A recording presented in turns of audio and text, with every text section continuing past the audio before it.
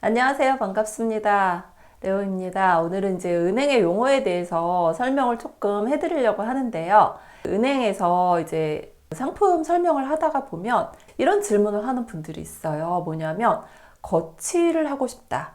거치가 가능한가요? 내지는 비거치식으로 하셔야 돼요. 이런 얘기를 많이 들어보셨을 거예요. 그러면 거치는 무엇이고 비거치는 무엇인지 아마 궁금하실 텐데요.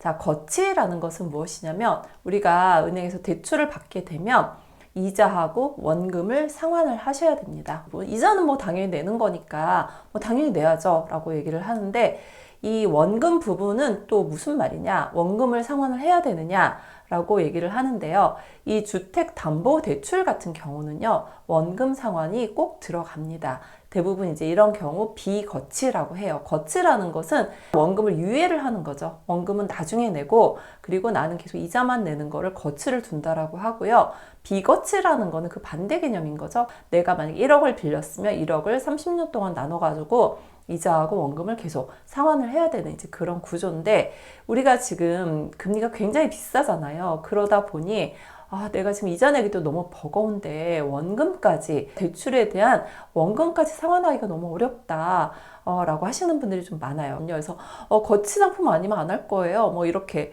말씀들을 많이 하세요. 거치 상품 같은 경우는 되는 경우가 있고 안 되는 경우가 있기 때문에 그 부분에 대한 설명을 조금 드리려고 합니다.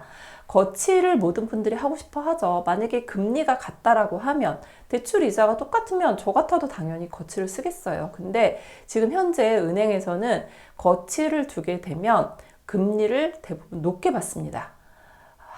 높아요. 0.2% 전후 더 높게 대출 이자를 요구를 하기 때문에, 저 같은 경우 되도록이면 그냥 비거치 하세요.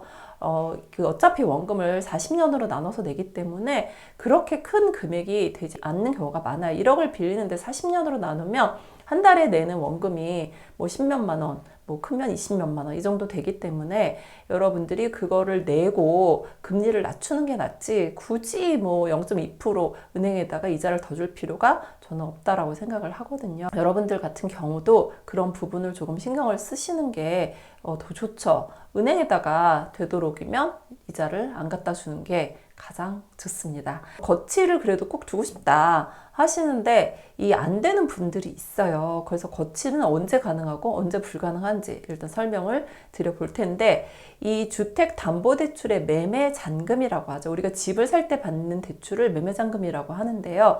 이 매매잔금은 국가에서 거치를 못 두게끔 정책적으로 막아놨어요. 집을 처음에 살 때는 거치를 둘 수가 없고요.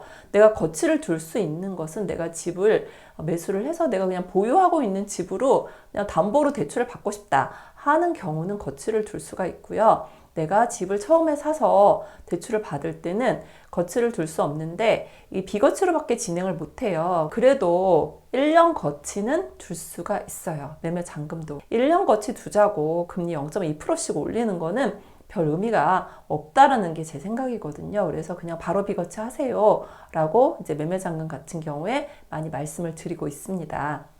살면서 이제 내가 생활안정자금 대출로 거치를 두고 대출을 받고 싶다 할 때 모든 분들이 거치를 둘 수 있는 건 아니고요. 약간 제한이 있는데 그 상황을 좀 설명을 드릴게요.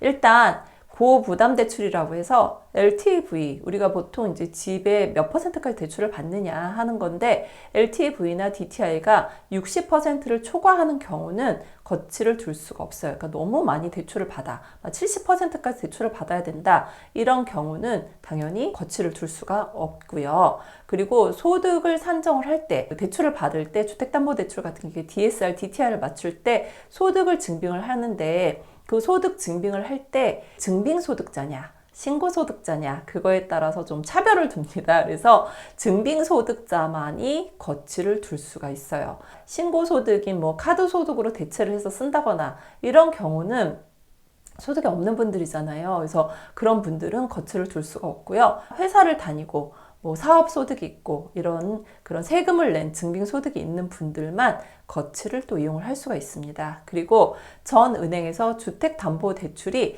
3건 이상인 경우도 역시 거치를 둘 수가 없는 거예요. 무조건 거치를 두고 싶다라고 주장을 하지만 이렇게 금융기관에서도 제한을 두는 경우가 있기 때문에 일단 매매잔금인 경우에는 거치를 둘 수 없구나 라고 생각을 하시고요. 우리가 보통 이제 일반적으로 받는 전세대출은 대부분 다 거치 상품입니다. 이자만 내고 있는 걸 거치라고 한다고 말씀드렸잖아요. 그래서 전세대출 같은 경우는 물론 원금을 조금씩 갚겠다 하면 금리를 조금 싸게 해주는 경우도 있지만 대부분 이제 거치, 이자만 내는 상품으로 이용을 하고 있고요. 그리고 오피스텔 대출이라든지 또 우리가 코로나 때 많이 받았던 뭐 사업자 대출이라든지 뭐 빌딩을 담보로 하는 대출이라든지 이런 경우도 대부분 다 거치를 이용을 합니다. 지금 현재 너무 금리가 높아서 이자 내기도 버거운데 원금까지 상환하기 힘들다. 그런 경우 처음에 대출을 설계를 할 때 원금을 조금 유예하는 그런 상품도 있기는 해요. 원금 유예라고 해서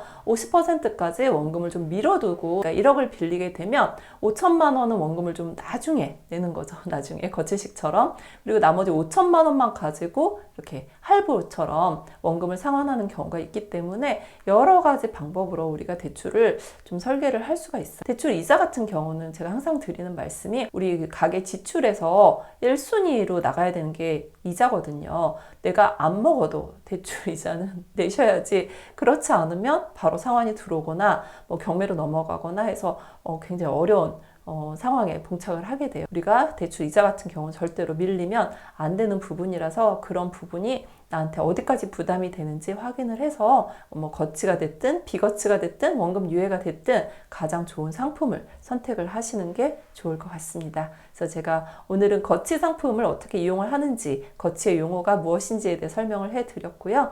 여러분들이 은행에서 상품을 고를 때 도움이 되셨으면 좋겠습니다. 구독, 좋아요 꼭 눌러주시면 감사하겠습니다.